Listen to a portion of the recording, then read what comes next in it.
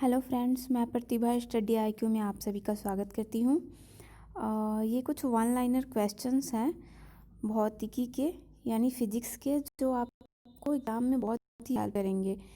ठीक है, आप कोई भी एग्ज़ाम दे रहे हो, कोई भी कंपटीशन का, एनटीपीसी या भी मतलब एसएससी सीजीएल, कोई सा भी एग्ज़ाम दे रहे हैं उसमें आपको ये बहुत ही हेल्प करेगा। ठीक है, वन लाइनर क्वेश्चंस है। ये क्वेश्चन 1 है, कार्य का मात्रक क्या है? तो कार्य का मात्रक जो है वो जूल है। ठीक है, प्रकाश वर्ष मात्रक है दूरी का। कौन सी मात्रा जड़त्व का माप है? तो द्रव्यमान जो है जड़त्व का माप है।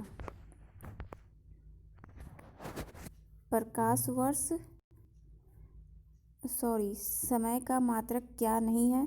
तो जो प्रकाश वर्ष है समय का मात्रक नहीं है, पारसेक इकाई है किसी, तो दूरी की। ल्यूमेन किसका मात्रक है? तो ल्यूमेन जो है ज्योति फ्लक्स का मात्रक है।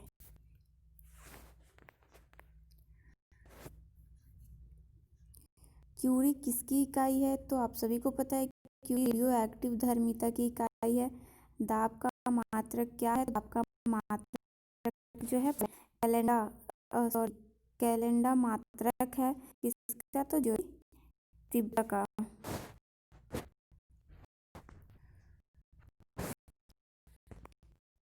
इकाई क्या है? जूल की इकाई जो है वो ऊर्जा होती है। मात्रकों की अंतर्राष्ट्रीय पद्धति जो है कब लागू की गई थी? तो ये मोस्ट इम्पॉर्टेंट क्वेश्चन है। ज़्यादातर क्वेश्चन पूछ लिया जाता है एग्जाम में 1971 ईस्वी में। ठीक है, मात्रकों की जो अंतर्राष्ट्रीय पद्धति थी वो 1931 ईस्वी में लागू की गई थी। खाद्य ऊर्जा को हम मापते हैं, तो जो खाद्य ऊर्जा है उसे हम कैलोरी में माप सकते हैं। विद्युत मात्रा की इकाई है, तो विद्युत मात्रा की इकाई एम्पियर है। ऐसा पद्धति में की इकाई है तो डायोप्टर है। डेसिबल किसे मापने के लिए प्रयोग में किया जाता है? तो ये भी क्वेश्चन बहुत बार एग्जाम में पूछे जाते हैं। ठीक है, डेसिबल किसे मापने की इकाई किसे मापने के लिए प्रयोग में लाया जाता है? तो डेसिबल जो है वातावरण में ध्वनि जो होती है उसके लिए उसके लिए प्रयोग में लाया जाता है। ठीक है, डेसिबल। या फिर क्वेश्चन हो सकता है कि ध्वनि को मापने की क्या कहते हैं? तो हो जाएगा आपका डेसिबल। ठीक है, क्वेश्चन आपको घुमा के भी पूछ सकता है। ये है एम्पियर। एम्पियर मापने की इकाई है क्या है? करंट। यंग प्रत्यक्षांक गुणांक का ऐसा मात्रक है न्यूटन पर मीटर। एक खगोलीय इकाई संबंधित है, किससे संबंधित है? सूर्य एवं पृथ्वी के बीच की दूरी से। एक खगोलीय इकाई संबंधित है सूर्य एवं पृथ्वी के बीच की दूरी से। कौन वेक्टर मात्रा है? तो बल जो है वेक्टर मात्रा है। अदिश राशि है ऊर्जा।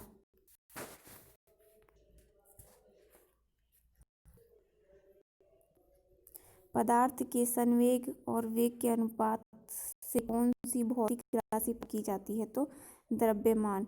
विमा mL/T2 किसके अनुरूप है? तो बल के अनुरूप है।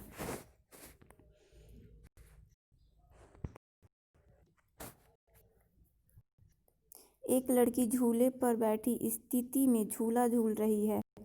उस लड़की के खड़े हो जाने पर दोनों का आवर्तकाल क्या हो जाएगा? तो आवर्तकाल जो है वो कम हो जाएगा। अगर लड़की झूला झूल रही है, झूले झूलते उस पर खड़े हो जाए तो आवर्तकाल उसका कम हो जाएगा। ठीक है, घूर्णन एक मेज में पर अचानक एक लड़का आकर बैठ जाता है कि एक पर क्या पड़ेगा? तो सेमी है वो कम हो जाए। कोई मेज घूम रहा है, लड़का या कोई भी आके बैठता है तो उनका वो है वो कम हो जाए। ठीक है,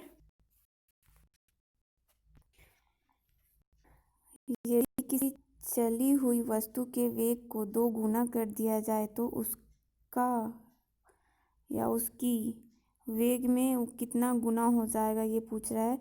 गतिज ऊर्जा जो है वो 4 गुनी हो जाएगी। यदि किसी चली हुई वस्तु के वेग को 2 गुना कर दिया जाए तो उसकी गतिज ऊर्जा जो है वो 4 गुनी हो जाएगी। ठीक है।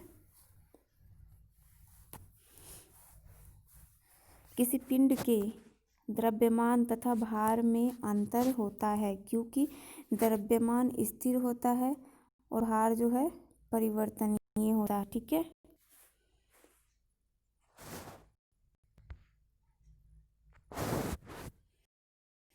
किसी भी स्थिर या गतिशील वस्तु की स्थिति और दिशा में तब तक कोई परिवर्तन नहीं होता जब तक उस पर कोई बल सक्रिय ना हो।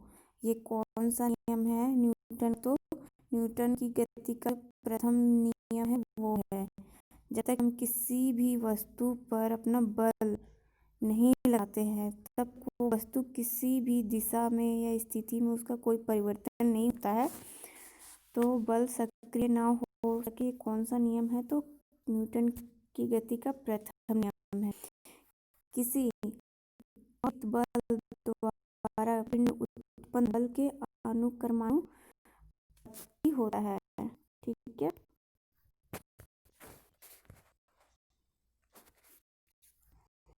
न्यूटन के गति के नियम के अनुसार क्रिया तथा प्रतिक्रिया से संबद्ध बल हमेशा भिन्न वस्तुओं पर ही लगी होनी चाहिए। ठीक है। बराबर वह भी एक प्रतिक्रिया होती है। यह न्यूटन की गति का द्वितीय ठीक है। प्रत्येक विपरीत दिशा में प्रतिक्रिया होती है।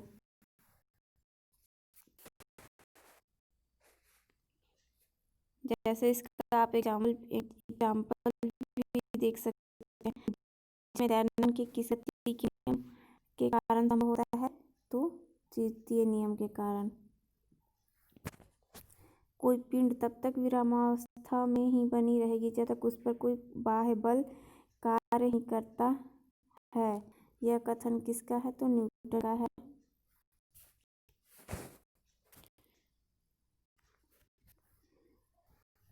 किसी पिंड उस गुणधर्म को क्या कहते हैं जिसे वह सीधे रेखा में विराम या एक समान गति की स्थिति में किसी भी परिवर्तन का विरोध करती है? तो जड़त्व।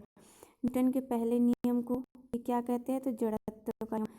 तो इसमें क्वेश्चन आ सकता है, जड़त्व का नियम किसने दिया? तो न्यूटन ने। या फिर न्यूटन के पहले नियम को किस नाम से दूसरे किस नाम से जानते हैं?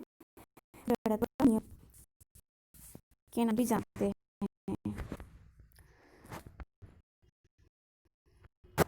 किस बल के कारण आगे बढ़ता है? तो घोड़े के पैरों पर आरोहण से आगे बढ़ता है। ठीक है। चलती बस जब अचानक ब्रेक लगती है, उसमें बैठे हुए यात्री आगे की दिशा में गिरे हैं। इसको किसके द्वारा समझाया जा सकता है? तो न्यूटन का पहला नियम जो है उसके द्वारा समझाया जा सकता है। क्वेश्चन ज़्यादा पूछता है आपको, रॉकेट की कार्य प्रणाली किस सिद्धांत पर आधारित होती है? तो संवेग संरक्षण के सिद्धांत पर आधारित होती है। अश्व यदि एकाएक चलना प्रारंभ कर दे तो अश्वारोही के गिरने की आशंका का कारण है जो क्या है? विश्राम जड़त्व है। अगर कोई घोड़ा सवारी उसका अचानक चलना प्रारंभ कर दे तो वो है विश्राम जड़त्व का नियम है। खिलाड़ी तेजी से आती हुई बॉल क्यों आने हाथ को पीछे खींच कर पकड़ता है? मतलब जैसे क्रिकेट खेलते समय बॉल जब आता है तो खिलाड़ी होते हैं बॉल को पकड़ने के लिए जो हाथ पीछे की तरफ खींचते हैं, उसके बारे में बता रहा है वो कौन सी स्थिति में आता है। तो बॉल विश्राम की स्थिति में आ सकती है। बल का गुणनफल है द्रव्यमान और त्वरण का। जब कोई व्यक्ति चंद्रमा पर उतरता है तो उसके शरीर में उपस्थित भार घट जाता है तथा मात्रा परिवर्तित हो जाती है। यदि हम भूमध्य रेखा में ध्रुवों की जाते हैं तो जी का मान जो है वो क्या है, बढ़ जाता है। कहाँ पे, तो भूमध्य रेखा से ध्रुव की ओर जाते हैं तो जी का मान जो है बढ़ता है। शरीर का वजन जो है ध्रुव पर क्या होता है, शरीर का वजन होता है ध्रुव पर अधिक होता है। एक अंतरिक्ष यात्री पृथ्वी तल की तुलना में चंद्र तल पर अधिक ऊंची छलांग लगा सकता है क्योंकि चंद्र तल पर गुरुत्वाकर्षण बल पृथ्वी की तुलना में अल्प मात्रा में है। गुरुत्वाकर्षण बल है हमारी पृथ्वी में ज़्यादा है और चंद्रमा पर है कम है।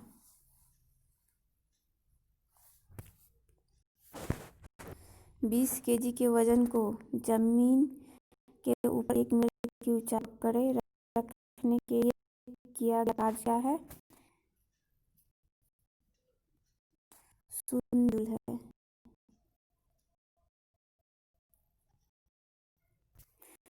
एक व्यक्ति किसी दीवार को धक्का देता है उसे विस्थापित कर सफल हो असफल है तो वह कार्य कोई भी कार्य नहीं, मतलब उसने कोई भी कार्य नहीं किया। वो धक्का देता जरूर है पर वो असफल हो जाता है। पहाड़ी चढ़ता हुआ व्यक्ति आगे झुक जाती है क्योंकि दायित्व क्या है, बढ़ाने के लिए। पीसा की ऐतिहासिक मीनार तिरछी होते हुए भी नहीं गिरती क्योंकि गुरुत्व केंद्र से जाने वाली ऊर्ध्वाधर रेखा आधार से होकर जाती है। ये सब क्वेश्चन जो है पूछ लिए जाते हैं एग्जाम में। जल की रातों में अत्यधिक ठंड पड़ने पर पाइप की पानी फट जाती है क्योंकि जमने के बाद पानी का आयतन जो होता है वो काफ़ी बढ़ जाता है, जिसके कारण जो होती है पाइप या फिर नले की जो पाइप वगैरह होती है वो ठंड में फट जाती है। पानी से भरी डॉट लगी बोतल जमने पर टूट जाती है क्योंकि वही क्वेश्चन है, जमने पर जल का आयतन जो है बढ़ जाता है।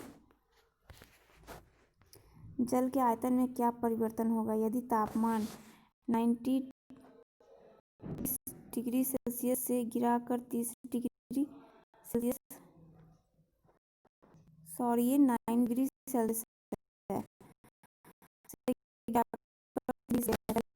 पहले घटवा में बढ़ेगा।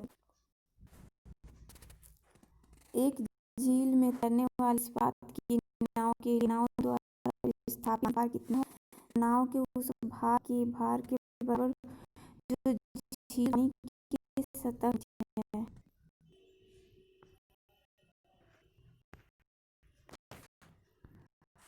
कालीन की सफाई के लिए यदि उसे छड़ी से तो उसमें कौन सा नियम लागू होता है, तो गति का पहला नियम है वो लागू होता है। सड़क पर चलने की अपेक्षा बर्फ पर चलना कठिन है क्योंकि बर्फ में सड़क की अपेक्षा घर्षण कम होता है। रोड़ी युक्त सड़क की तुलना में बर्फ पर चलना कठिन होता है क्योंकि वही बात है, पैर तथा बर्फ के मध्य घर्षण बल रोड़ी एवं पैर के मध्य घर्षण की तुलना में कम होता है। लकड़ी के सिलेंडर